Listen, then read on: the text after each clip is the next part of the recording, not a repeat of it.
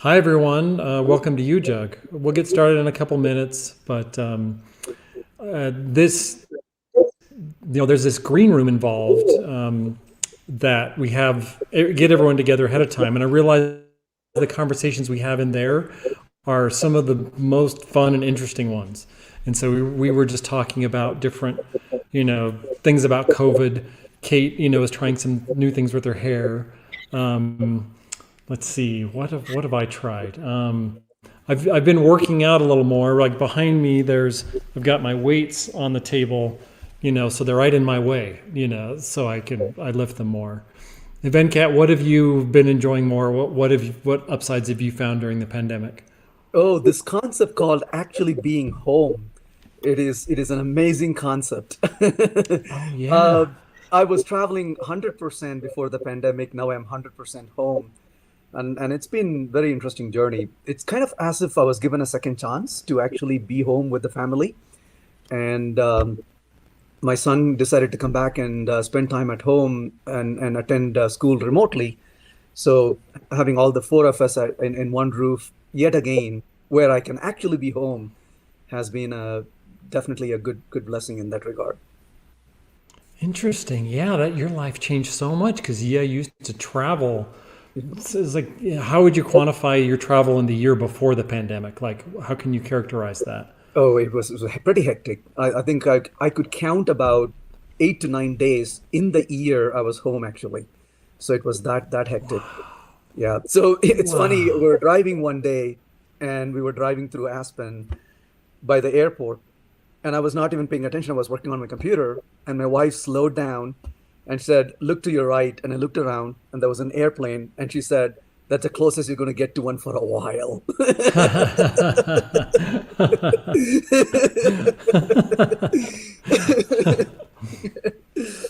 That's wonderful. That's Yeah. wonderful.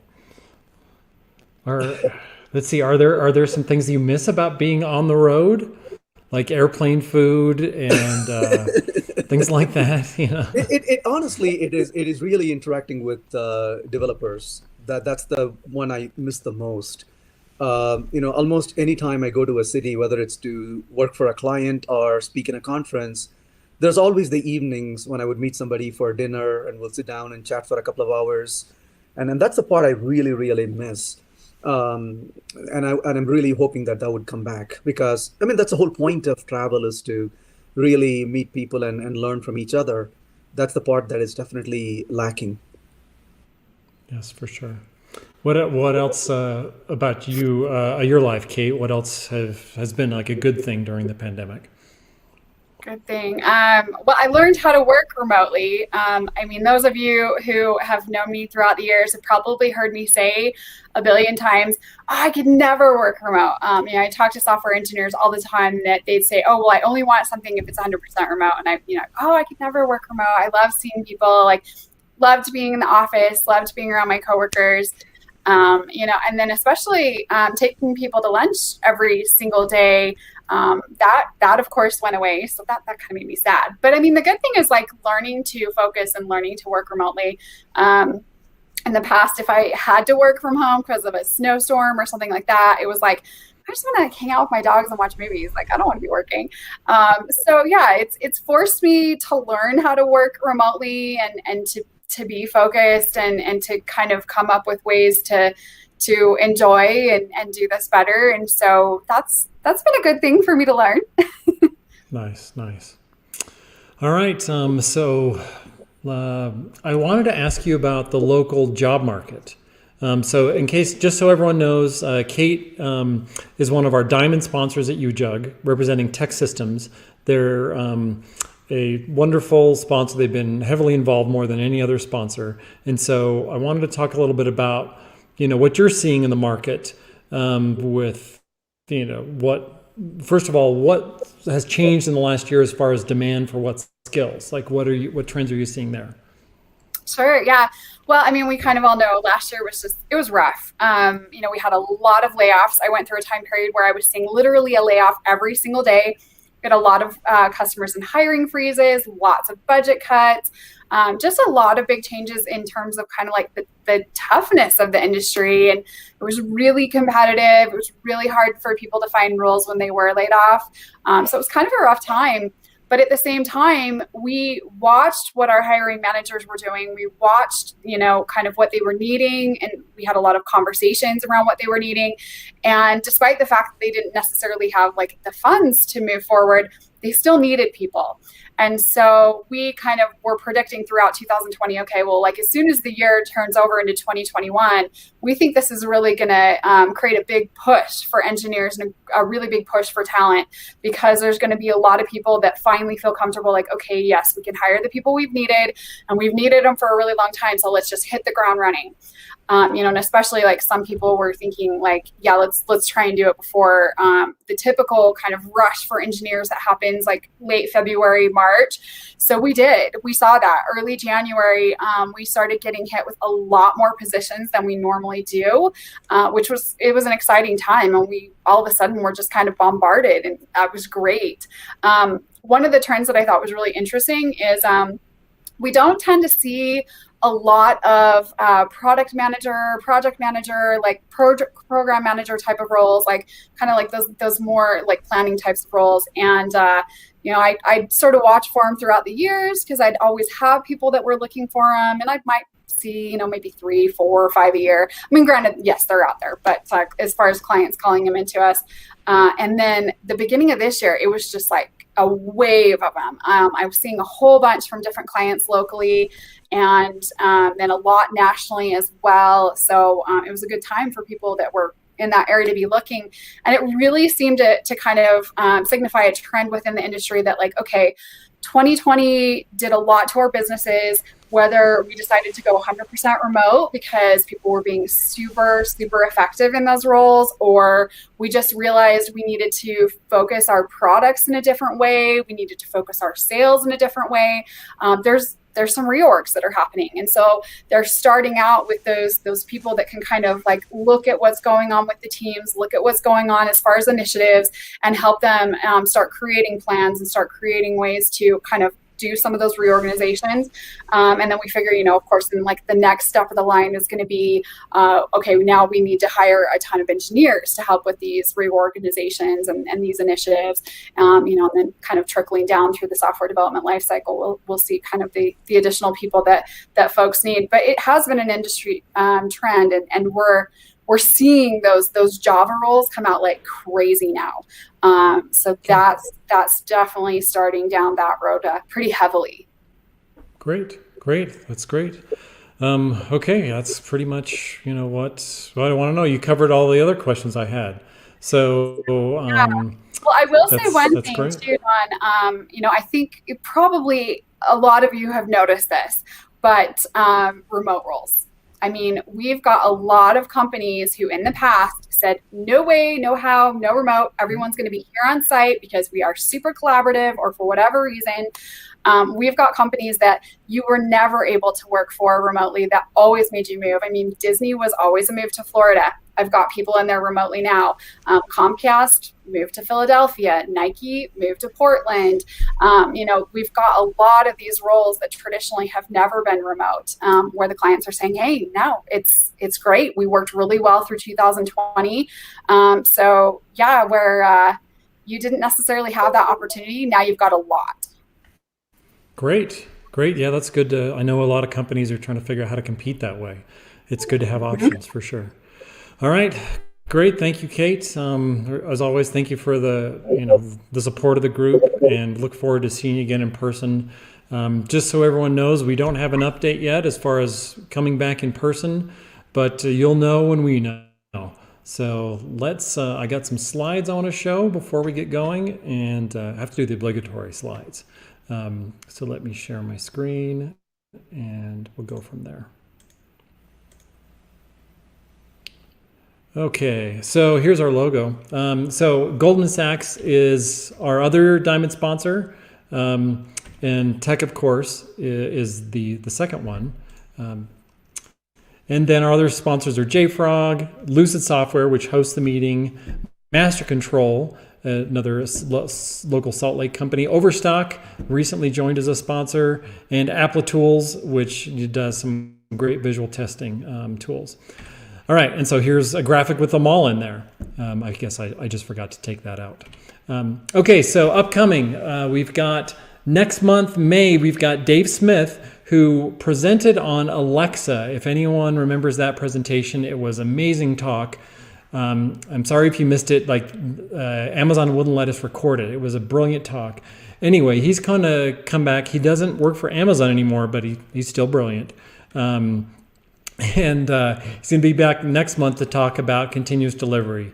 He's got a fresh take on it, and I'm really excited to hear the talk. And then June, we've got NVIDIA coming out, and we'll publish a topic on that shortly.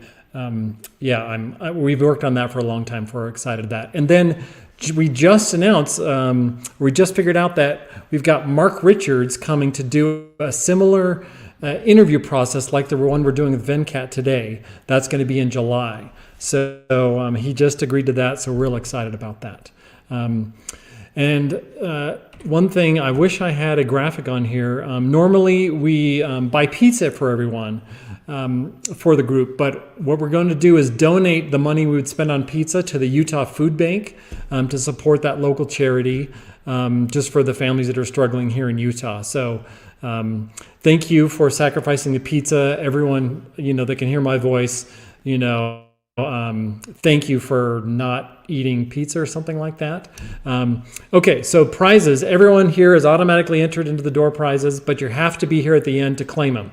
I'm going to ask if you're here, and then you'll, put something in the chat to claim the prize if you can use it. So we have 2 JetBrains licenses, and then 1 Agile Learner license, which is Venkat's own training program. So it's a great resource. I've used it a lot. It's wonderful. Okay, so that's it for the slides. Let's get to the presentation. So let me stop the screen sharing. Oh, that's not what I want to do. Here we go. Okay, so let's see. Just so everyone knows, we've got in the poll section a list of 24 questions for you to vote on. Just the ones we've come up with. And if you have any others, please put them in the Ask a Question section, here in Crowdcast. So, and please be patient as we filter through these. This is our first time trying this, but we're really excited. So, Venkat, let's start off with just tell us about your life and what led you to this calling in technology. Well, my life as a programmer started when one of my uncles introduced to algorithms. This was way back in time when I was in school, and he gave me a problem to solve and said, go ahead and solve it. This is before I had access to computers. So I did my algorithm on a piece of paper, actually. And he was a very inspiring uncle. And he would come and review the algorithm. Got me really excited about it. But then, of course, I got into education, went through a computer science program, started working on my master's, and then eventually into PhD. And I actually was a system administrator. So that's what I was doing, fixing machines. And it was a job I would not wish on an enemy, honestly. I remember the times when I had to be up in the lab fixing machines at 2 a.m. And the problem was it took so much time that I could not have time to work on my dissertation. And I really wanted to graduate. So I was trying to get out of that, but to no real effort. And finally, this kind of dates the time. Finally, the department said, we're looking for somebody to teach C++. And I put my name into it. Faculty put a name into it. And then a few months went by and the faculty said, ma'am, I'm not interested in teaching. So look around, I was the only one who volunteered to teach it. So the department finally said, okay, fine, you don't have to be a system administrator anymore. Go teach this thing called C++. There was only one problem. I did not know what C++ actually was. I was so desperate to get out of system administration that I threw my name into the hat. Well, that's how it kind of started. Is I always had an inclination for programming, but that really kickstarted my programming effort. Had about 2 weeks to learn C++ in and out. and then went on to teach it for about 14 years after that, and got really excited about the language itself, and then took a job working on C++. That's where my career started, being in Houston at the time, chemical engineering industry. A lot of code was written using Fortran and C++, and that's where I kind of cut my teeth into the industry, programming some of these scientific systems using C++, and then off you go after that. Great. Great. All right. So I've been looking through the questions, and so far the most votes has come for the question, what habits make for the most successful developers? Oh, that's a really good question. And I'm going to say the number one habit, in my opinion, is humility. I cannot emphasize that enough, I think. Sometimes I come across developers who are extremely resistant to change and want to say that I know it, I don't want to change what I do. I'll share with you one experience I will never forget. This was in the UK, and I've been working with a company where I do training for them around the world. But as part of the training, one of the things we do is a day of, code retreat, as we call it. So essentially, on a day, we don't really spend the time on the coursework or their project. We take some particular problem, and then we rotate pair with each other. And I remember this one experience out in the UK. There was one developer, and we both are pairing. And within about 5 minutes, the developer rushes and writes the code. And I said, that's pretty cool. You wrote the code. And he said, yep, I've got experience. I don't need this stuff. I know how to write the code. I said, that's great. But would you be inclined to maybe look at some alternatives? And it's like, nope, we're done. We don't need to waste the time on this. And so we actually finished the pairing in about 10 minutes. And we spent the next about 20 to 30 minutes going off in our own way. And later in the day, as we end up pairing with other people, there were other people recounting experience as to what they have learned. But there was this one developer who was absolutely resistant and said, I don't want to learn anything because I know my stuff. Well, experiences like this, I always think that there are people who teach us always. Some people teach us what to do. Some teach us what not to do. And this was an experience of what not to do. So I think really good developers are the developers who think they know stuff, but at the same time, they're also very, very eager to learn from somebody else, what they can offer, what they can teach. And, as Newton said, I always think of these words, even though, a lot of us are nowhere near Newton in terms of our capabilities. But if Newton can say it, I think it applies to us as well. And Newton said, I see the farthest because I stand on the shoulders of giant, he said. And I think that is really, really important for us to keep in mind.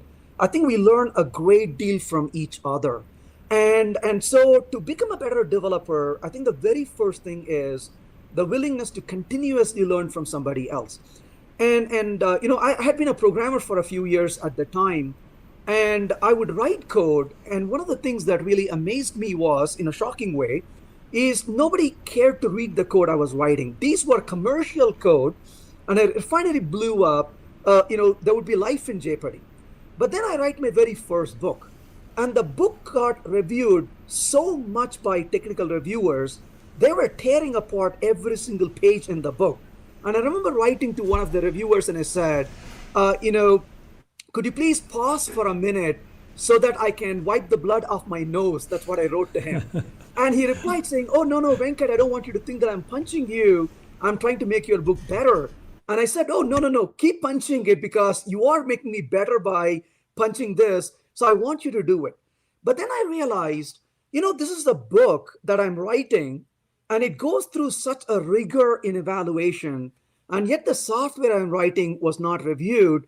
And that's one of the things I've also started doing very thoroughly these days is a good active practice of code reviews. So I think code reviews really help a lot. But this is another thing I learned from a guy called Brian, who lives in the Washington, D.C. area. And Brian said this, and I thought this was a brilliant quote. He said, code reviews make you smarter, or it makes you, what did he say? He said, it makes you smarter, or it makes you look smarter. And essentially, that's one of the things to think about is When you do a code review, there are times when you're helping other people to learn from your code review, but there are all times when you learn from the code review yourself because you're learning things that are done differently than you probably know. And so that's one of the things to really think about is code review is beneficial on both ways if done constructively. So the next thing I would say is, having that humility to learn from other people, but also to participate in the code review so that we can learn from each other and improve the quality of code. And I think overall, it is the willingness to constantly learn and apply will definitely make us a better developer than anything else. Excellent, excellent. All right, so for procedural here, there is this section, a reminder, the Ask a Question section for everyone attending, and you can upvote the questions that are in there. So go ahead and check that out as well if you haven't, and upvote any questions or add new ones. Okay, so the second most popular question that we have here is, if you're building a new tech stack today, what are the languages, frameworks, CD pipeline tools that would be at the top of your list? Oh, that's a really hard question to answer. And the reason I say it's a hard question to answer is I never want to walk in with here's what I will do kind of a situation, because the answer to that question heavily depends on the particular project, the environment, the team. There are so many things that really make the decision for me. But I'll relate to that question in a slightly different way, taking it on a tangent. A few years ago, I was building an application for my own company, and I was in a conference, sitting around and having lunch, and one of the person at the table was a language author. I won't mention who that was. And we were talking about this, and I said, hey, I'm developing this application. And immediately the question from the author was, what language are you using? And I said what language I was using. And immediately the author, got a little upset and said, you're a traitor. You're not using the language, that we have created, even though you talk about it. And I said, no, I'm not a traitor. I'm a technologist. But you maybe want to ask why I chose that language rather than, being upset about the language I chose. And so the author said, well, that's a fair question. So why did you choose that language? And I said, the reason I chose that language actually was the environment and the tools and the framework were really amenable for writing automated tests in a lot more easier way than anything else I found at that time. So to me, the decision to choose a language or a particular environment or a framework or library, part of the decision involves how easy it is for me to write automated testing, because I firmly believe in getting that continuous feedback loop. So I would definitely look for things that make that journey a lot better. But having said that, I really don't like to often say what language or what tool, mainly because a lot of those things can be taken out of context. And it usually does not only a disservice to that particular language or a tool, but also tends to do disservice for other languages and tools as well. So that's one of the reasons why I don't put a stamp on things and say, that's what I would be choosing. And in all honesty, I actually, in a given year, I program literally production systems with, maybe 3 or 4 different languages and tools and framework. So I try to really go in and out of these things. And so I normally don't, particularly state what those things are, definitely not in public at least. Okay. I feel like I could treat you like a hostile witness. Okay. Tell me this language. Do you like it or not? Yes or no? But I appreciate the diplomacy for sure. All right. The next question we have is, what have you completely changed your mind about over the years? What have you done a complete 180 on as you've gained experience and, tell me about that. Oh, there are a lot of things I've changed my mind on over the years. When it comes to programming, it's a journey of learning a different skill set. And I'll tell you one thing that definitely has intrigued me in terms of, boy, how I was wrong. And this might come as a disappointment to a lot of people, but I remember very clearly saying maybe 15 years ago or so that developers got it, but management doesn't get it. And now I have completely flipped on it, honestly, because I am working with organizations where the management is pouring a lot of effort into what I would like to call as software discipline. They are very interested in making automated testing work for the teams, providing time to write quality code, and yet I see resistance from programmers on these teams, which absolutely intrigues me because, you know, a lot of times we complain that the management doesn't give us the opportunity, the management doesn't give us the, ability to do our work the right way. And now I see organizations where the management is pouring their time and money and resources, and yet developers don't want to do it. I'll give you two examples of this. I was working with a team in Poland, and their boss was out in the UK, and I was right there sitting in the room with a bunch of testers and programmers. And what I kept hearing throughout the day was, "Oh, we would never be able to do this. We'll never be able to do it." And at some point, I literally dialed the boss in the UK, put them on the line, and said, "You need to talk to your developers because they are telling me that they will never get an opportunity to do it." And then the boss was obviously shocked and said, "Look, I've sent Venkat over there to train you all, to coach you. And if you're not willing to do it, what else can I do to really make this happen?" So that's one of the things I've been seeing more and more, is that there are developers who are very comfortable doing what they are doing, and they don't want to change the way they do things. And so when I'm given an opportunity to improve the quality of software or the methods of doing it, they want to push back and say no. And I'm seeing this again in various organizations.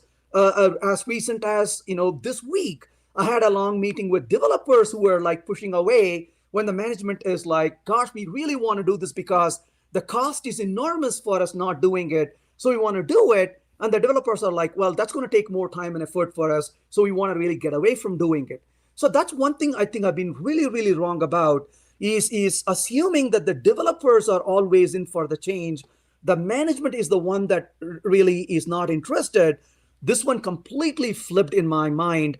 To my shock, in my opinion, is I couldn't have been any wrong than I have been in my maybe bias, I should say, in the past. That's a great answer. All right, so next question. What does your personal learning process look like?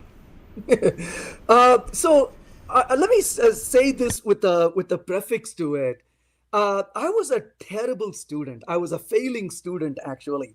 And a lot of people, may be surprised to hear this, but when I was a student, I really did not enjoy the journey through school up to a certain level. But part of the reason was it took me a while to realize that I really hate studying, but I love learning. And to, in my mind, make the transition from you don't have to study, but you can actually learn, was a big deal in my mind. And once I realized that I really have enthusiasm to learn, I just don't like the ceremony of studying where you got to, take an exam and, pass a certification, what have you. So that really fundamentally changed my line of thinking. But then I realized that learning is really a nonlinear process. So there is no one straight line to learn anything. And learning also happens in deltas. And that's one of the things that intrigued me quite a bit is we don't learn a lot of stuff in a short time. We learn little stuff over a long time, incrementally. And so when we learn in increments, that really begins to sink in. But the most important key to learning really is critical thinking. And a lot of times people ask me, what do I read? And I always tell them it's not what you read, it's how you process what you read is very important. So yes, I can read 70,000 things, but if I'm not spending enough time processing it, I'm not going to gain much from it. So to me, the learning process is to really spend more time hands-on. So again, it varies for every single person. But for me, it's a 1 hour of maybe reading and 10 hours of coding. So I learn a great deal by being very hands-on to write code and to break it and put it back together and then see how it is. Another thing to me is, in terms of learning, is perseverance. And I would say this is maybe a luxury, if you will. But I can easily spend 2 to 3 days of my life not doing anything, but just try to investigate how something would work. Maybe I'm trying to implement a mocking, facility in a particular language using a certain tool, or I'm trying to discover how a certain algorithm will work. And I can pretty much throw away 2 to 3 days of my life, because once I set my mind onto it, I can't get away from it until I figure out how to solve it. So I would try different approaches. I would come back in the evening after work, dig into it more. I would wake up early in the morning next day and try again. And to me, that's one of the ways I learn, is by really taking problems and solving them. And the curiosity and the challenge of the problems really drive me through it. And so that's one of the things that is really critical, is to also apply lateral thinking. I may learn something here in JavaScript. I might come back and apply that here in Java or in Kotlin. And so it can go across languages and across tools as well. And to me, that's really rewarding. The benefit of learning something in one area is not only applying that in that area, but applying that elsewhere in a different context or different environment as well. And so this nonlinear and cross-lateral learning really helps drive that approach as well. And of course, one of the other benefits I have is I work with different teams around the world. So I get to really experience different problems that people are working with. So that is absolutely eye-opening, because you get this plethora of things that you can actually explore. And that's very rewarding as well. Excellent. Great answer. All right. So next question. What are your latest impressions of the state of microservices? What are people doing right and wrong? How much time do we have? You can spend the final hour on that if you'd like. So here's one thing that absolutely intrigues me. I will ask the question, if 2 million people wake up one morning and say that microservices is the way to go, how could it possibly be right? So the question to really ask is, why do we want to build microservices? So part of the problem is a lot of people want to build microservices because, well, it's RDD, resume-driven development. Everybody else is doing it, so I got to do it as well. And I always say, if you're terrible in creating if you're terrible in creating monoliths, we're going to be even more terrible in creating microservices. And to a certain degree, I would even challenge this. A number of people, number of organizations building microservices are most likely building service-oriented architecture, but they're actually calling it a microservice, and which is a disaster in the making. So the first question I would ask is, if you want to build a microservice, the first question you want to answer is, why are you building it? And if you don't have a good answer as to why you are building it, if the answer is because my boss told me, or my architect told me, or somebody else told me, or if anybody else is doing it, so I got to do it, very wrong answers. We got to have a really clear business need as to why we are creating microservices. The second thing is, one of the key things about microservices is a technical partitioning versus domain partitioning. If we are not really focused on domain partitioning, then we are not really taking the right steps towards building microservices. So that is one thing I would ask the teams to really evaluate is, are you really focusing on the right kind of domain partitioning when it comes to building microservices? The third thing is the autonomy and isolation of microservices, all the way from development to deployment. If the organization is not willing to create that autonomy, then they are really calling it a microservice, but they really are not building a microservice. But here's the beauty of what we do as an industry, right? We've done this for every single technology. I'm old enough to remember the time when object-oriented programming came to prominence, and there was a time when people said OOP is great, and people who said OOP really is bad. And I saw companies adopting to OOP, and they failed, and then some of them succeeded. And we learned the lessons along the way. And this is the parabolic cycle we see for almost everything we do. Then came along distributed computing, then came along other technologies that we see over time. And I think microservices are still exactly following the same pattern. We are the early adopters, we do things, we make the mistakes, and eventually the dust will settle. A lot of organizations trying it will fail, and some of them will succeed because they figured out and they made the mistakes in recoverable manner, so that they learn from their mistakes and are able to apply it back. And I think that's kind of where the organizations are.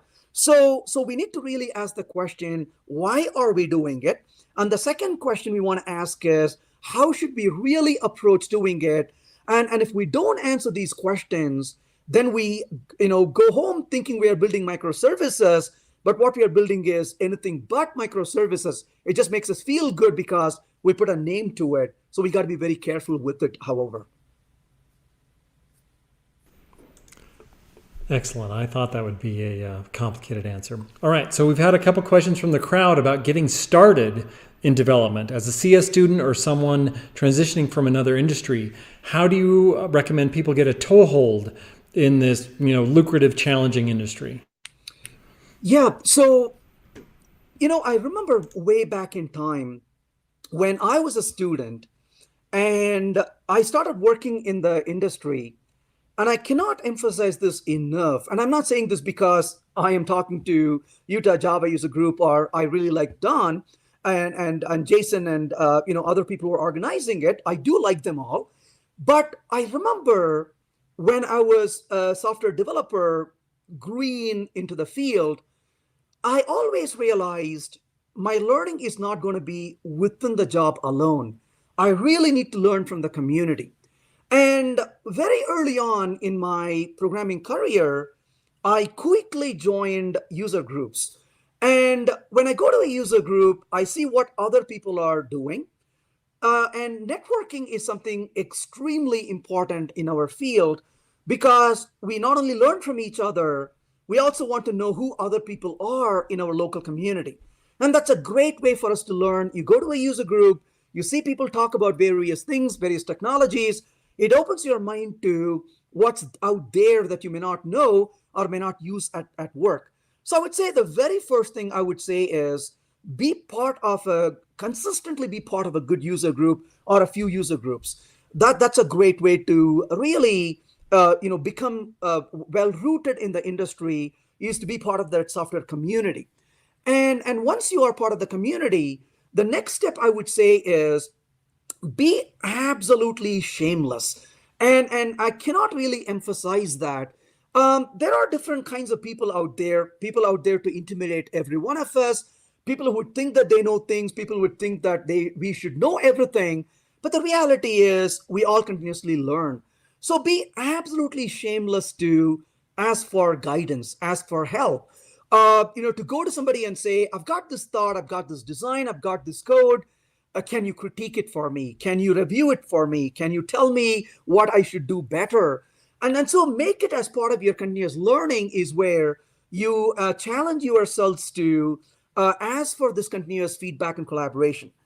And the last thing I would say, and I really wish we did this more in our field, but I cannot tell you how important this is really, really find somebody who's willing to pair program with you. And to me, that's one of the best ways, in my opinion, to actually learn.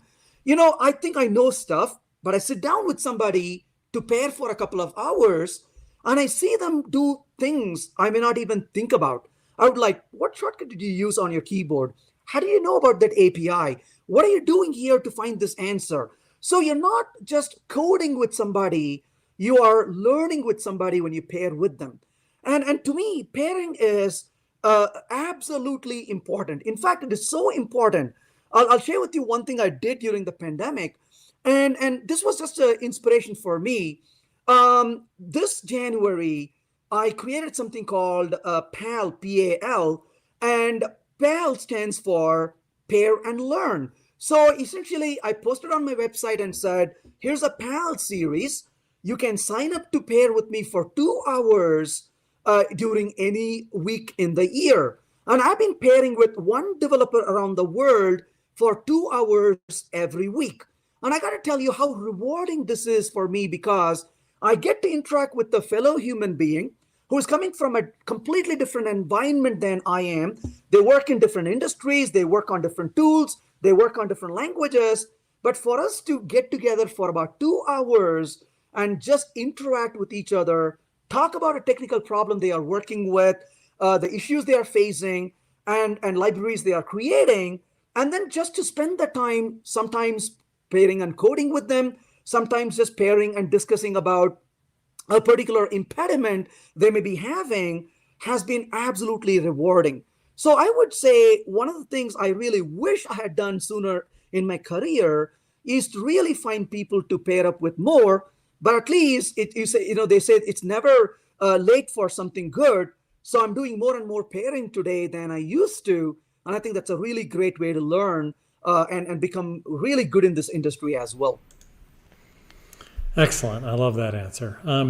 So a year ago, you presented on Angular versus React versus Vue.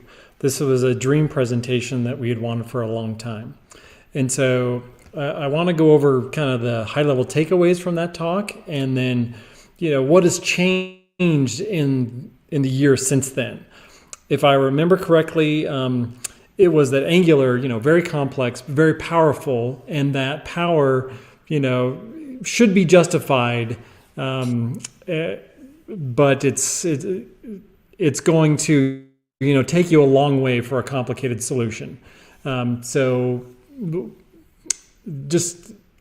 curious what has changed in the last year. What trends are you seeing with the adoption of those three different frameworks? And is there any other ones that we should start looking at? So I don't think the observation overall has changed a whole lot. It's pretty much the same as it was, except there have been some changes under these umbrella, if you will. My opinion of Angular pretty much stays the same. It is pretty heavyweight. You really want to use it when your needs are really going to benefit from that heavy machinery. Vue has gone through quite a rapid change. This is one of the fun things you see with all these libraries and framework is they are out for a few years and they realize, oh my gosh, there's a better way to do things. And so Vue is actually changing quite a bit as well. And I mentioned that Vue is probably becoming a little bit more towards Angular side, even though they started from the React side. I think that's continuing to happen along the way. For React itself, they actually started going the route of functional components more than class-based components. And again, I won't say I'm completely happy with that change. I think there are good things about it, but there are probably not so good things about it. But again, React itself is changing quite a bit as well in that front. They're not abandoning their class-based components, but definitely they are favoring functional components more and more. These three are still dominant when it comes to solutions that require running these on the front end. But of course, Svelte is another solution, for example, where if you really are interested in plain JavaScript to be built on the client side, that's another technology that I'm beginning to hear more and more, and people are seeming to get excited. So not significant change to my analysis a year ago, but at the same time, there are some tactical changes, even though not a strategic change overall on that front in general. Excellent. So next question, what are you most excited about in recent technology developments? Like what really has captured your imagination as something that really interests you? There are quite a few things that excite me, but overall, I would say there's this little bit of a shift in the programming methodology and how we want to really implement solutions. On one hand, imperative solution has been dominant for a very long time in terms of the programming style. And even though functional programming has been around for a long time, functional programming has gained strength more recently. I love functional programming, but one of the problems with functional programming is it doesn't deal with side effects really well. Exception handling is a pain in the neck when it comes to functional style of programming. There is no really elegant way to solve side effects and exceptions. So the question is, which one should we choose? Should we go the route of imperative style, or should we go the route of functional style? Well, setting that aside for a minute, it is really funny to see that a lot of us, even though we don't want to admit in public, and maybe we won't say it loud in public, we are actually looking at the trend of JavaScript over the years. So if you look at JavaScript, JavaScript took a very bold step in the beginning, and JavaScript does not offer multi-threading. Whereas Java and C# and C++, being predominant languages, really offered multi-threading. But then you realize, wow, JavaScript doesn't even have multi-threading, whereas we can do multi-threading in these languages. So isn't that a better thing to do? Well, history kind of proves things that we didn't expect. And JavaScript is truly a black swan in that regard. And JavaScript favored asynchronous programming rather than multi-threading. If you look at the trend in the languages, C# decided to go towards asynchrony a few years ago. And Java decided to go towards asynchrony a few years ago as well with the completable future. But if you really think about these languages, you have callback available in JavaScript, and that was a disaster. We called it callback hell, and JavaScript introduced promises. Well, promises were a lot better than callbacks. But the problem with promises is promises require you to build a functional chain for your code. And I love it. I love this thought of writing in a functional style. But unfortunately, if you have nested exceptions to deal with, the functional chain with promises becomes unbearable. So the JavaScript world decided to introduce async and await. And while promises are still the underpinning for async and await gives you an imperative style of programming on top of what would have otherwise been a functional style. So now all of a sudden in JavaScript, you got two different ways to do things. You can write functional style code using promises, or you can write an imperative style code using async and await with a plumbing of promises behind the scene. So leave that aside for a minute.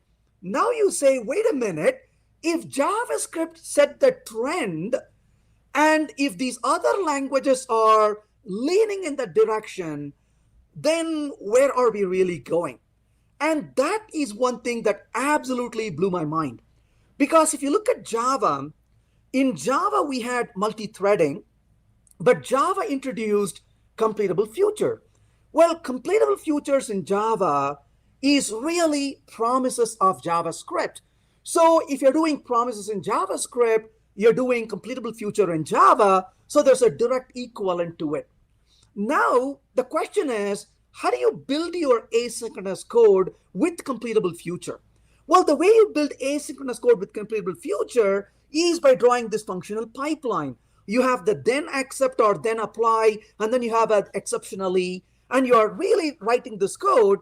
While that's a great idea, when you have nested exceptions, life becomes really hard to program in that model. So guess what Java is saying? Java says, oh, look, now if you really want asynchrony, but if you want to deal with exceptions, maybe an imperative style is a better solution. And that's exactly what is leading towards Project Loom. So when I look at Project Loom, I am sitting there thinking, interesting, JavaScript is leading the way, and we have these other languages kind of looking at that and saying, hey, not a bad idea. And here are the reasons we want to really do it. And you can see that trend moving in these other languages as well. So not only am I interested in seeing this trend of functional versus imperative versus functional versus imperative, and going back and forth and choosing what is right for a given problem, but also to see the trend moving in languages like Java, where we had imperative, then we went to functional style and asynchronous using functional style. And now we are thinking, hey, maybe we want asynchronous using imperative style. And that's one of the things you're going to get with Project Loom, is that ability to do asynchronous programming using imperative style with continuations and fibers or virtual threads. And to me, that is absolutely intriguing where the journey is heading. Fascinating. Oh, that was a great answer. I loved it. Okay, so let's switch to hiring now. We've got two popular questions here as far as if you were interviewing candidates, what do you look for? What advice do you have to hiring managers? And then conversely, what advice do you have for candidates applying for jobs? It's a great question, partly because more recently I've been having a lot of students and also a lot of candidates wanting to talk to me about exactly this question. And from a hiring organization point of view, one of the things that absolutely I dislike is an interview process in a lot of organizations. When you're hiring somebody for doing a job, why do you want the hiring process to be different from their daily activity? So one of the things, if I were the king of the world, one of the things I would do is to completely revamp the interview process in most of the companies. The first thing I would look for as a hiring manager or hiring team is to bring in a serious candidate, somebody who I've screened through initially, and I feel like that person is a good candidate to have, and I would let that person come in and pair with the team and see how that person is as somebody in the environment working with the team. If you really are interested in having the person work as part of a team, why would you want to quiz them? One thing that we realize very clearly is you don't hire people for their knowledge alone. You hire them for their ability to learn quickly. You hire them for their ability to solve problems. You hire them for their ability to cooperate and work with others. So given all of this, our interview process should be able to observe, for us to be able to observe how the candidate is thriving as part of the team. So bring the candidate on and let them pair with your team. Let them collaboratively work with them and see how they are able to interact with the team. I'll share with you one experience I had, which I chuckle about even today. This was a few years ago. I was consulting for a company, and we decided to hire and expand the team. I was a consultant. I was not part of an employee of the company. But because I was part of the team, they said, hey, we want to interview somebody as part of the team. So when this person came for the interview, I said, I'm not going to sit down and interview this person, but let the person walk in, let the person be part of our design meeting, and let's see how the person is able to participate in it. So the person comes in, we're talking about a particular design, and I was suggesting a particular solution when the person said, well, here's how you do it. And I said, well, okay, that's a good suggestion. But if my memory serves me right, here are the constraints of that solution. So I'm not sure if that's going to work. So I was kind of being very polite in stating this. And the person said, nope, I'm absolutely certain it's going to work that way. And then I said, well, okay, I'm glad you are certain about it, but maybe you want to take a look at it and see if that's going to work, because this is my memory and this is the constraints about it. And of course, the person was very adamant and said, nope, that's exactly how it's going to work. So I said, that's fine, let's move on. Well, that evening, he goes home, takes a look at it, finds that he was actually wrong, and sent an email to the person hiring manager and said, well, here's what I experimented, here's what I found. So yeah, this is the constraint, but I think I'm still the right candidate for this job. Well, obviously we didn't hire the person because the person did not have the desire to say, oh, maybe I'm wrong, maybe I should go explore, rather than sticking to the guns, so to say, about this. That is part of what I want to really see in people. Are they really willing to solve problems, or are they going to be stubborn about what they know, even though it may be actually wrong? So from a hiring manager point of view, examine the person, observe the person in the environment where you want to work with them, rather than posing questions and testing their knowledge, when we should really be testing their ability to solve problems and work closely with the team. From the point of view of the person getting hired, one of the things I often remind people, because it's easy to forget, is the company is not hiring you. It's a two-way contract. You are being hired by the company, but you are willing to trade your time and your skill for working with the company. Now, one of the key things really is this. As a person who is being interviewed, you are going to spend most of your awake time interacting with these people in this company. And when you think about it that way, your entire perception changes. We spend more time with the people we work than with our own family in reality, if you really think about it. Because most of the awake time during the weekday, and especially in our field, sometimes even during the weekend, we are interacting with the people at work. Now, I'll share with you a personal story about myself. And if you ask me if I regret this, I would say absolutely not. So I was a very, very poor graduate student. I didn't have money, to the point of actually seriously starvation. We didn't have much food to eat. And every month, the first of the month was a big deal, because I would rush to the grocery store to get some groceries. Back in time, we didn't have credit cards to use in the grocery stores. Some of you may be old enough to remember it. Grocery stores did not accept credit cards. You had to pay by check or cash. So this was a very tough time in my life when didn't have much money at all. And I started interviewing. And I went for an interview in the month of November to a company. I come back home from that interview, and I was married at the time as a poor graduate student as well. And my wife asked, how did it go? I said, I think the interview went well. And she said, and I said, I think they're going to extend an offer to me. And she was absolutely delighted and said, oh, this is great. You're going to have a job. And I said, no, not really. I don't think I'm going to be interested in taking this particular job. And then, of course, the question is, like, why would you not want to take a job, especially when it's going to pay you money? And I said, I don't think this is the right fit for me.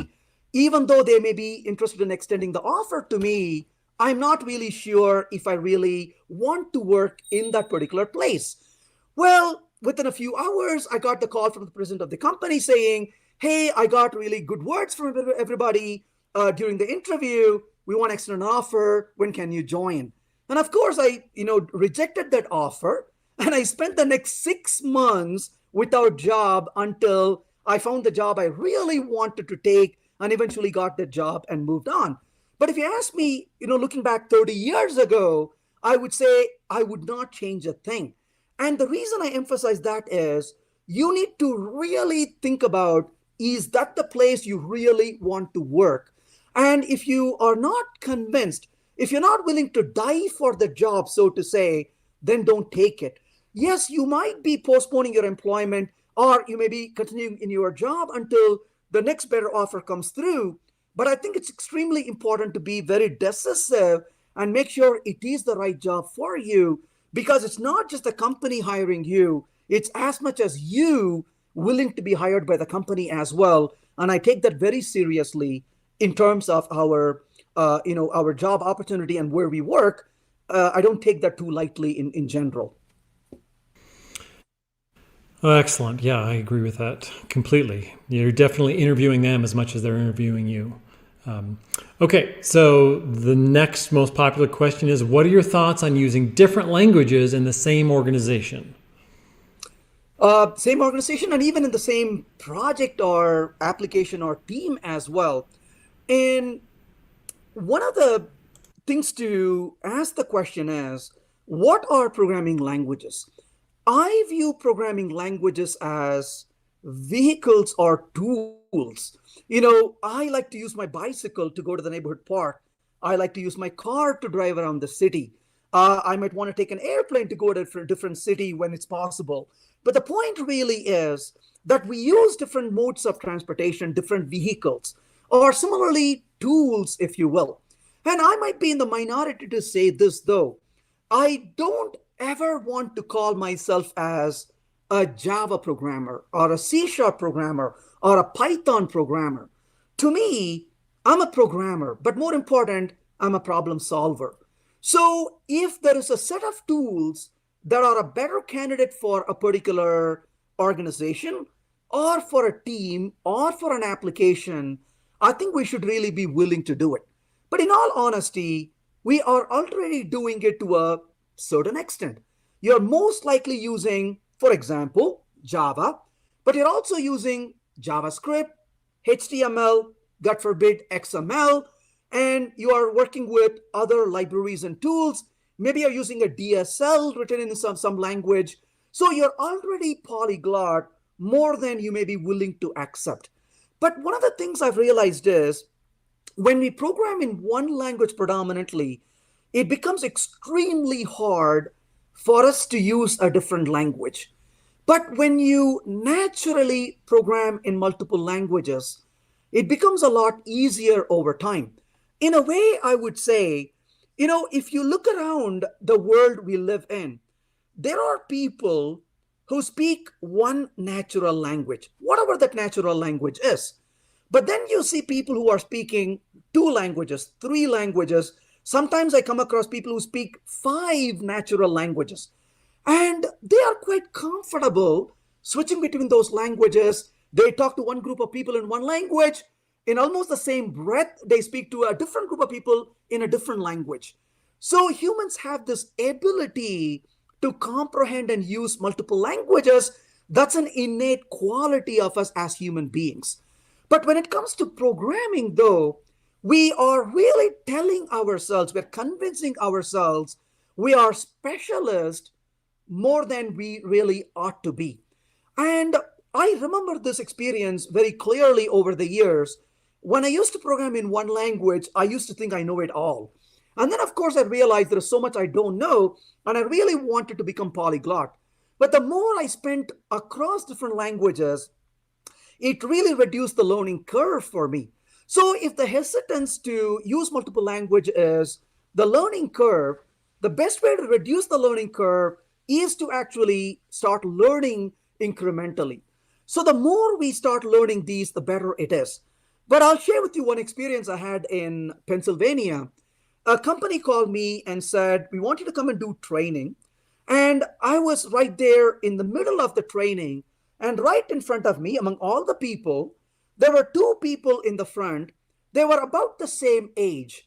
They had about the same years of experience. They had about the same amount of gray hair as I do. But the person towards my right had programmed in multiple languages. The person to my left was a person who programmed only in one language. And I would introduce a concept, and about the same instance, they both will have a reaction, but they both had a different reaction. The person to my left would say, oh my gosh, why are we doing this?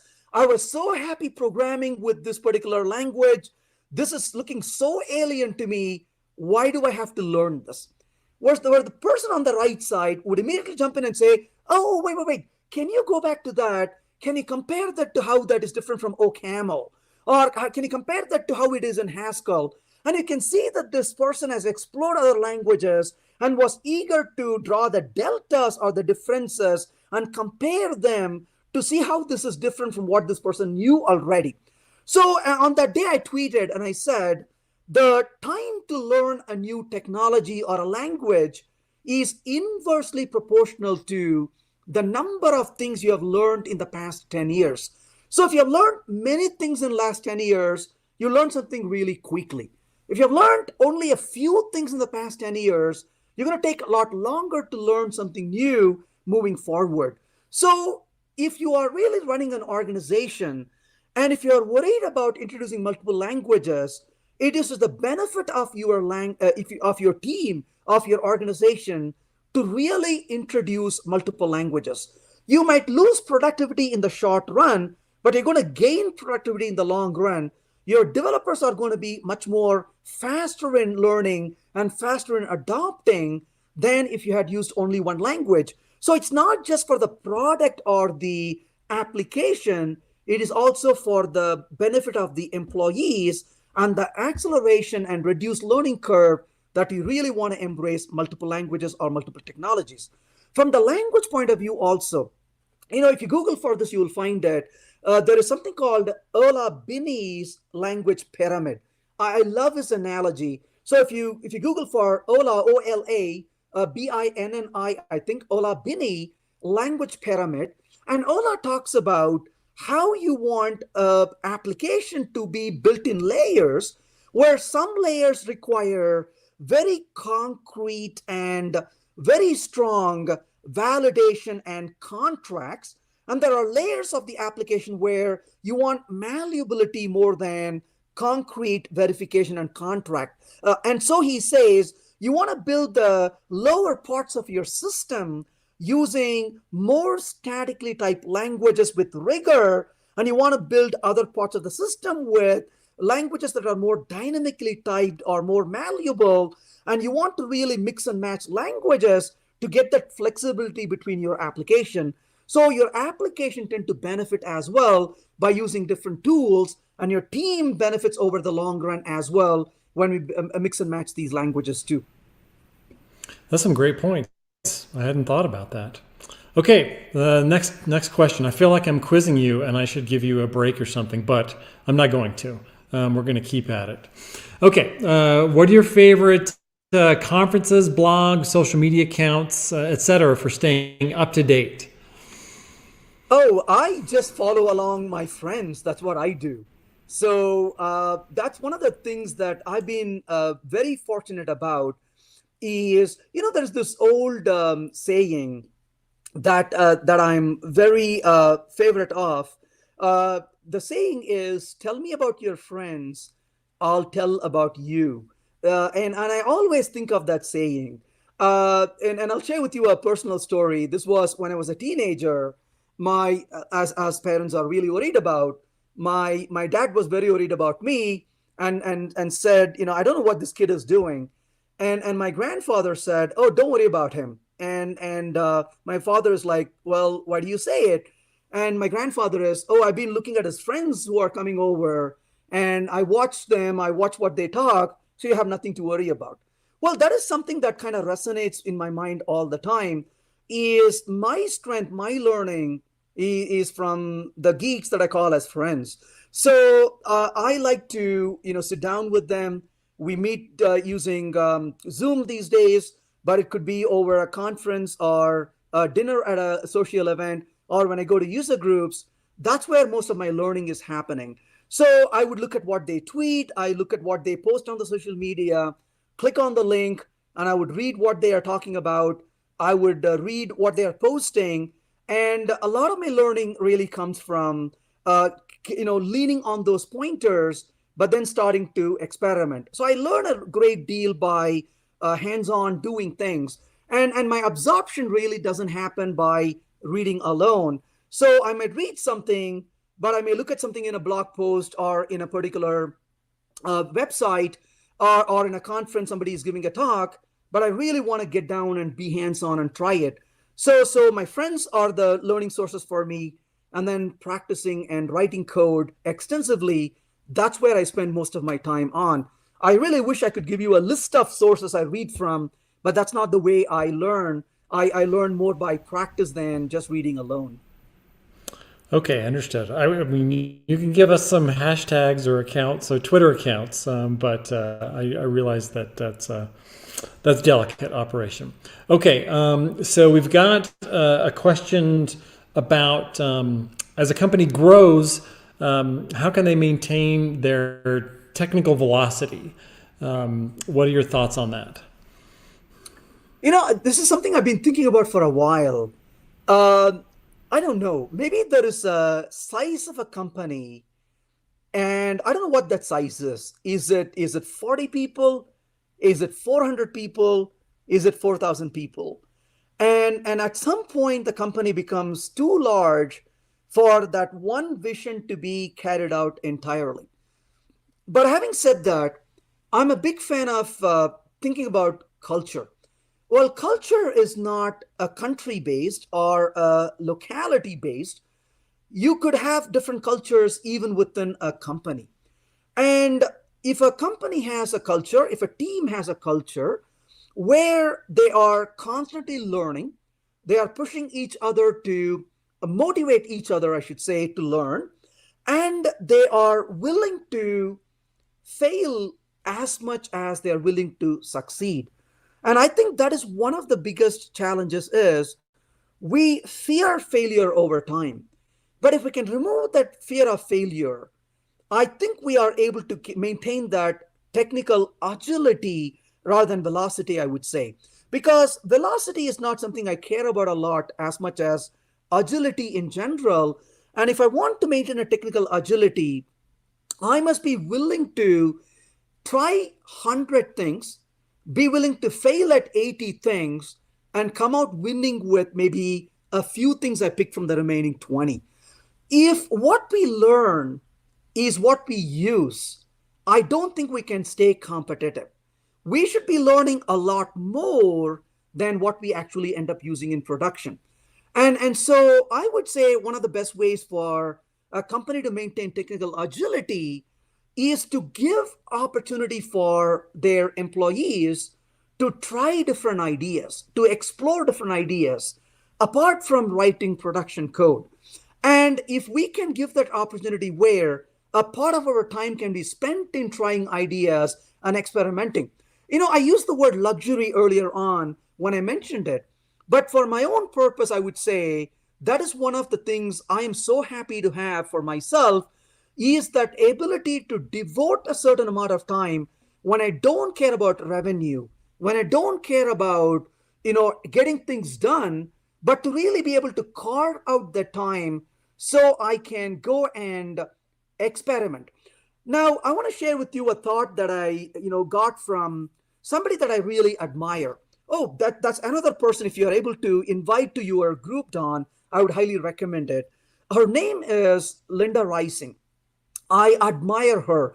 Linda Rising is amazing. And Linda Rising said something that struck a chord when I heard her say this. She said, if your schedule is filled with deliverable work, she said, it is like a freeway. She said, the metaphor she used was amazing. She said, a freeway that is filled with cars is a parking lot. And I love that metaphor that I heard from her. A freeway that's filled with cars is a parking lot. And when she said that, it really struck a chord in me because if my schedule is filled with deliverable work every day, then I can never innovate. I can never improve. So one thing she said is, in your schedule, you need to have a slack time. And if you don't have a slack time, you will never be able to innovate. You will never be able to try ideas. And this is one of the things, if you ask me personally, what I've done for myself, on my calendar, I literally mark time as my time. And that my time is when I will sit down, I will read about stuff, I will experiment, I will try things out. I have a long list of things I want to learn. But where do I find time for those things? I would carve out time on my calendar where on that day a reminder says, look at this, and I have those hours allocated and I can experiment on those. But as an organization, if we can have that maturity to provide the slack time for our teams, where the teams can go experiment, try different ideas, look at new technologies and tools, create different products they want to create, but are not really in the vision yet. Those things can make a lot of difference over time. So for technical agility and success, I would say we really need to bring in slack time and allow for that innovation. And I think that's where the organizations can thrive in the long run. That sets apart the innovators from the followers, I think. Interesting. So for that slack time, do you like the idea of a regular hackathon or a block of time carved out each sprint? It could be both because, one of the things to recognize is not everybody on a team is the same. Innovation happens in so many different ways. I might be really good pairing with somebody and I might be able to innovate things. There are other people who are absolutely good in just spending time alone, and they might be able to discover things on their own or a combination of those. So I don't think we want to box it into one way or the other. And if we can make it self-organizing, where here are the slack time, but part of it you can use it this way, part of it you can use it other way. In fact, I came across one company not too long ago, maybe a year or two ago, where this is kind of interesting, a funny way they did this. They would have a committee in the company where people can apply for grants, and they will apply a proposal. And when the company allocates the grant, that employee is given a certain amount of time when they don't have to work on any product, but they will be paid their salary, but they can go off and work on other things. And in fact, if you really think about it, companies like ThoughtWorks have this idea that universities often have. I haven't seen in many companies as universities, except for ThoughtWorks, which is the idea of sabbatical.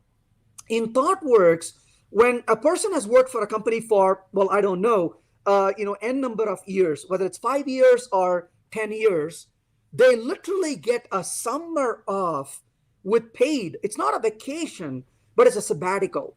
And they can do whatever they want to do during that summer, for example, and they get the 3 months of salary, but they can go explore that time for whatever they want to do, whether to learn a technology or to learn about a particular method or write a book or what have you. So companies can come up with innovative ways to provide that slack time. It could be a shorter duration in every sprint. It could be a bit of a longer duration every quarter. It could be multiple months like the sabbatical every few years, or a combination thereof. It could be pretty much any way the organization wants to drive it. Fascinating. So here's a loaded question. What's the secret to writing maintainable code? Readability, I would say. The only way I know to write readable code is to read it. If you can have your code being read by other people and you watch them kick and scream, that's probably the best way to write maintainable code. Where it becomes very tricky is when people tell me my code is understandable, but the only people who have read their code is themselves. That's a high risk. So to me, it's really important to have people read the code. So a best way to write readable code is to read it. Another way is to do continuous code review, or if you're doing pairing, I highly recommend rotation of pairing. This is one of the things I learned in a job. I was working in the Netherlands, and it was an aha moment for me on this project. I was working with them for about 3 months, but one of the things they followed in their team is they have a pairing rule. You are required to pair with somebody half a day, and you need to switch your pair in the afternoon than in the morning. As an exception, you can continue to pair for the rest of the day, not too often, but you definitely have to switch pair the next day. So we had a continuous rotation of the pair. And the way that the pairing is, imagine Don and I are working on a particular piece of code. I will go pair with Sarah tomorrow. Don will pair with Jason the next day. Well, Jason walks into the code and he's going to ask questions about why we are doing certain things a certain way to Don. And Don explains those and starts making the code change based on the input from Jason. In the same way, when I'm pairing with Sarah is already working on a piece of code. I'm asking the questions now, and we are evolving the code moving forward. So when we rotate the pair every single day, the code is something that's being maintained by the team continuously. And I've probably seen the best quality code in that particular project because they did not talk about collective ownership. They literally practice just every single day. And to me, that was an aha moment when a team can be mature enough to actually practice collective ownership rather than just hypothetically talking about it. So that's another way I think we can really work towards creating maintainable code by actually have multiple people maintain it over time. Great. So let's see. We just got a question come in that I thought was excellent. What are some tools that you use day to day, just kind of nuts and bolts, productivity hacks, maybe like a certain little program or, like an IDE plugin or, just what are some pro hacks for day-to-day productivity? Yeah, I hate to disappoint people with that question. The reason is, over the years, I've actually become a minimalistic person as much as I can. And one of the very first thing for productivity, and I'm not really, okay, let me say something before I go that route. This is a very controversial topic, so I apologize for saying this. But one thing I absolutely refuse to use is Slack. Conferences will email me and say, here's the URL to connect to Slack. I'm like, no. And the reason is, I'm really sorry, with a lot of respect, I don't have time to be on 15 different Slack channels every day. I cannot do that. So to me, my time is extremely valuable. And as a result, the first thing is I hunt down and kill everything that will distract me. On my computer, and I'll say this absolutely jokingly, one of the things I've done on my Mac is Mac has this ability to perform notification. And I totally forgot about it. But what I had done is I had set the notification into a do not disturb mode from 12 a.m. to 11:59 p.m. So there is 1 minute in a day when I should be sleeping, and most likely my laptop is in sleep mode itself when the notification can happen. I had totally forgotten about it. But I was in Atlanta for DevNexus a couple of years ago, and I had gone out, had a good time with developers, and I think I came back like 11:55 p.m. or something like that. And I had just decided I'll check the emails before I go to bed. And suddenly, all my notifications just absolutely went crazy. I'm like, my goodness, what happened? I absolutely freaked out. And that's when I realized that 1 minute window, it's like, I got you today. So the first thing I do is I turn off all notifications on my devices, on my phone, everywhere. Because one of the most important things for us when we do creative work especially is the flow. The worst thing you can do when you're so, thinking about something and you're in the flow is for somebody or something to interrupt you, and it completely derails your flow and you cannot come back to it. So if you ask me what tools I use, I work towards reducing the tools. And over the years, I've trained my mind to really be very focused. And genuinely, I really enjoy producing results. I was mentioning this a few weeks ago when I was asked this question, and I define the word productivity as this. Productivity is the thing that makes the difference between those who say I can and those who say I did. And that's one thing I remind myself all the time. There are millions of people who say I can fill in the blank, but very few people who can say I did fill in that blank. So productivity is the one thing that makes the difference between I can to I did. And if I want to write a book, if I want to write a blog post, if I want to complete a particular coding exercise, if I want to complete creating a course material, I can say I can, but I want to say I did. And for that, I need absolutely, a focus.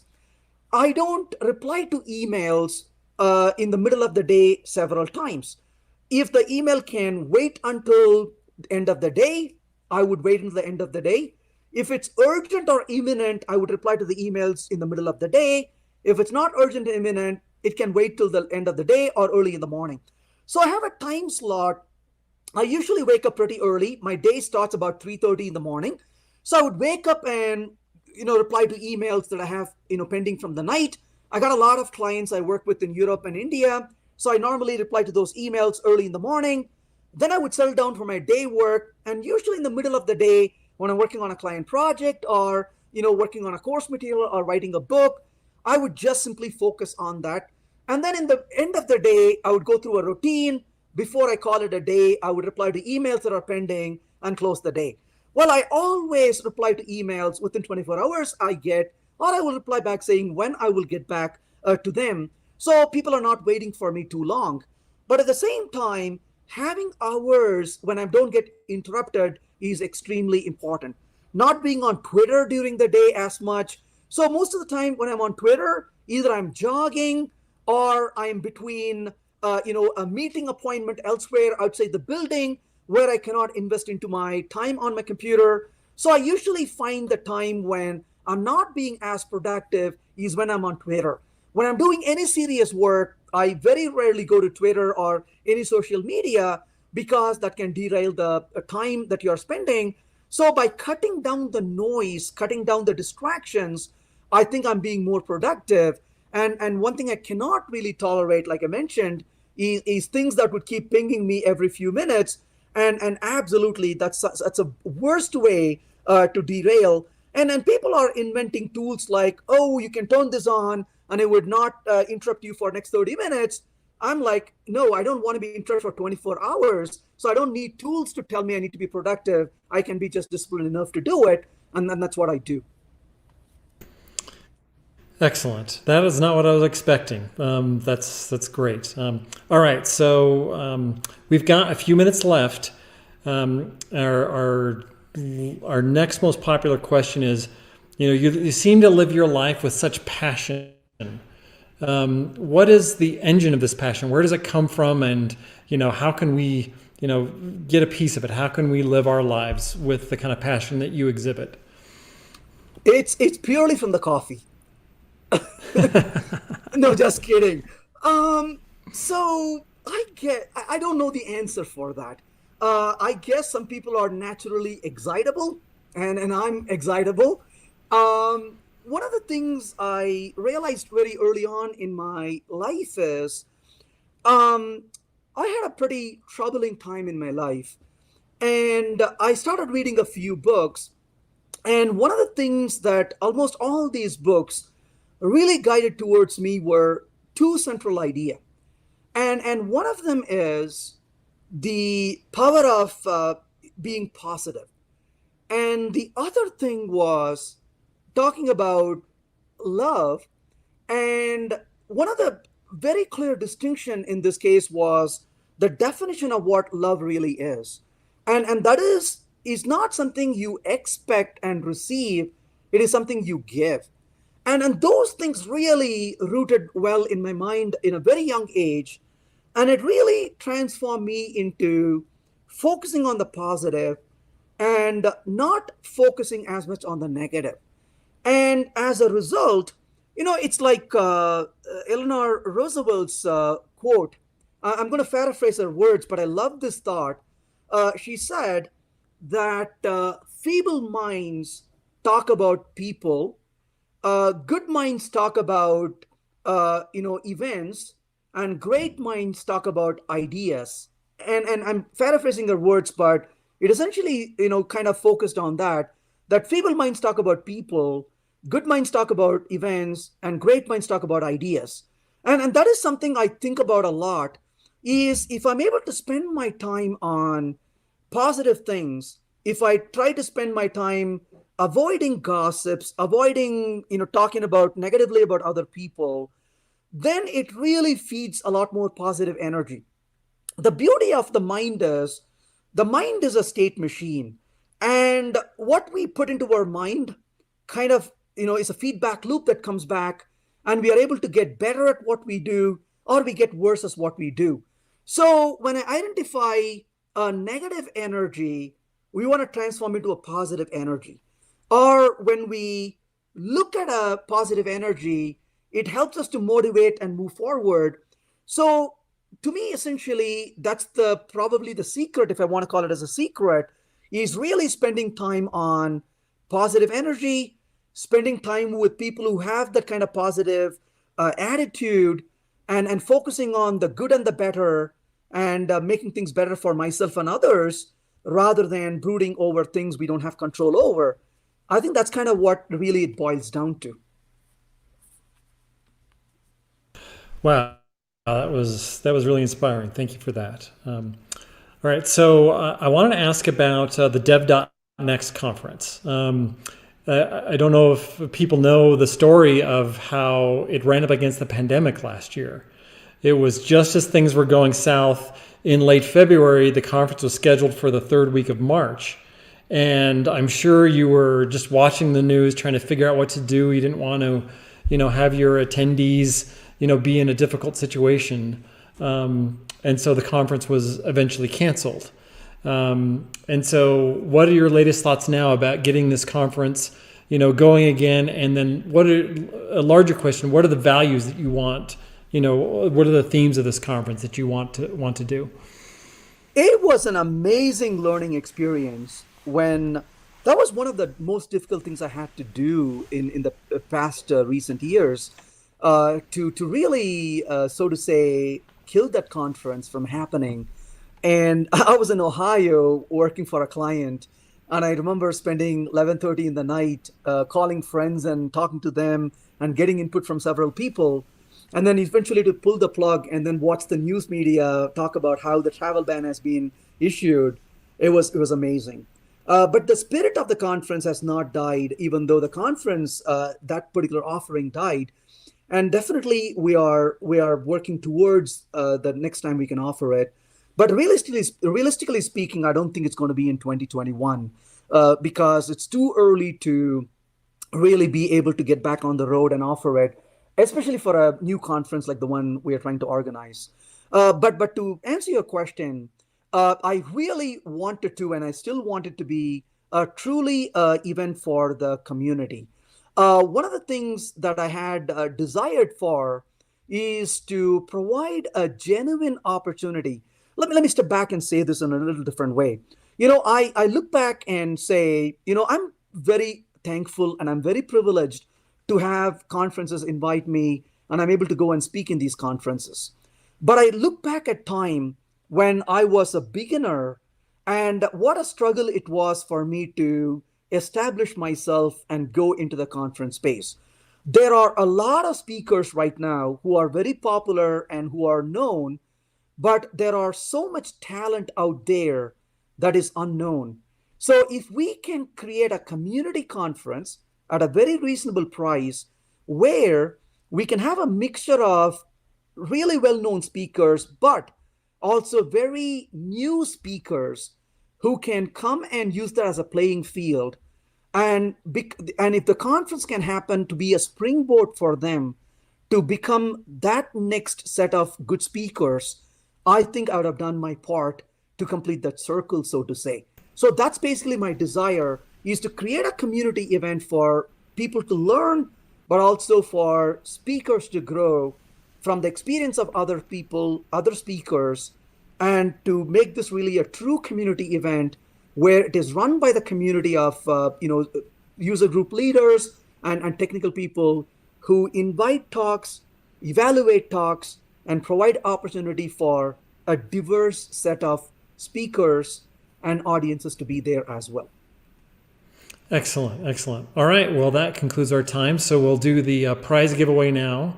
And so one of our prizes is the Agile Learner subscription that you donate each month. Could you talk about what's on that site and what your goal is with that service? So essentially, it's a site where I record some videos and I post those videos every week. They're really, really short videos, anywhere from 3 minutes to 5 minutes, some of them being 20 to 30 minutes long, depending on how much I get carried away on a particular topic on a given day. But these are really small, bite-sized material. People can read during their time in transit between meetings, or you want to just say, oh, I'm working on this particular concept. Here's a video I can just listen to. Gives me a little insight to go off and explore. So it's really a material to continuously learn along the way. And that's located at agilelearner.com. Excellent. All right. So let's start the giveaway. We've got the Agile Learner subscription, and we're going to start right off with it. So let's see. This I've randomized to select Eric. His email starts with EJY. Eric, are you here? Please respond in the chat to accept your prize. This is the reward for people that stay to the end, as they get the prizes. So let's see. I will continue selecting while we're waiting for that. I can also look in the live. I just figured out we can look in the live attendees. Okay, so Eric is here. Congratulations, you win. All right, so the winner of the first JetBrains license is Blair Tingy. I see that you're here live. Please confirm that you can use this. You can use this for any JetBrains product.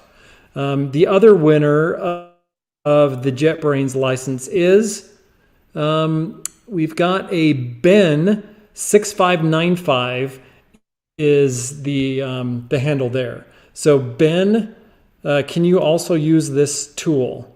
Ben and Blair, please respond that you can. And then we have 2 gift certificates that Tech Systems has donated, 2 $25 gift certificates that I'm sure everyone could use. Let's see. I've got Pavan. Let's see. Yes, Ben. Ben, yes, that's you, Ben. You recognize your icon. You will win JetBrains. Can you use the JetBrains? So Pavan, you have won the $25 gift card. I'm not going to make you respond. I'm just going to trust that you're online. And then let's see. And then we've got the other $25 gift card goes to Keith Branton. Keith Branton, very good. Okay. So if people have other questions for you, what's the best way to reach you, Venkat? Oh, my email address is a great way, and I can post it here on the chat. So okay, there are a few questions that we didn't have time to get to because there were so many great ones. Let me see if I can maybe type into the chat. So let me just make sure I got Ben down for. Okay, and so remember next month Ben won JetBrains, and then it was Blair won JetBrains. Okay. All right. So you see Venkat's email address in there. Please feel free to email him. And then next month, remember, we've got a great presentation on continuous delivery from Dave Smith. That's all the time we have. I don't want to keep anyone any longer. Thank you so much for joining, and see you all later. Thank you again, Venkat. Thank you. It was great to see you. Everybody stay safe and